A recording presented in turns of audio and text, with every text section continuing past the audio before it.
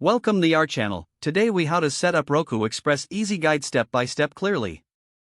Begin by unpacking your Roku Express device.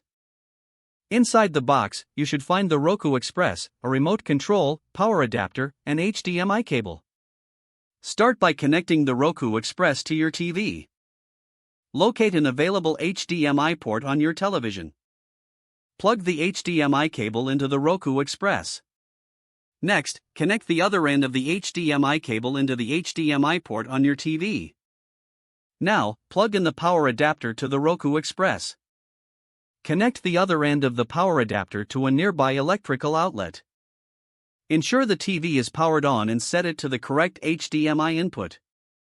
You should see the Roku logo appear on the screen. Follow the on-screen instructions to pair your remote control. Insert the included batteries into the remote. Press the home button on your remote to activate it. Select your preferred language from the available options. Now, connect your Roku device to your Wi-Fi network. Choose your Wi-Fi network from the list shown on the screen. Enter the Wi-Fi password using the on-screen keyboard. Once connected, your Roku will check for software updates. If any updates are found, they will install automatically. After the update process, you will be taken to the home screen. Next, create or link your Roku account.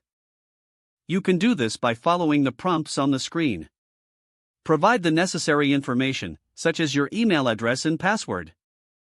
Once your account is created, you will get access to the Roku channel store. Now, you can add channels that interest you. Browse through the available channels and select the ones you want to add. To finish, follow any additional on-screen prompts to set up your preferences. You are now ready to start streaming on your Roku Express. Don't forget to like this video and subscribe to our channel for more step-by-step tech guides.